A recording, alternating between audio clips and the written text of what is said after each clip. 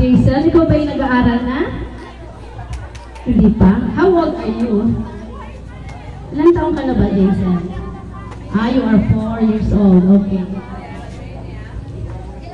Kasama mo ba ngayon ang mama at papa mo? Opo.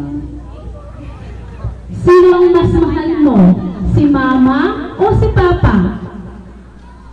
Papa. Bakit si papa ang mahal mo? Opo. Palagi na lang po. Wala ang dadat si Papa.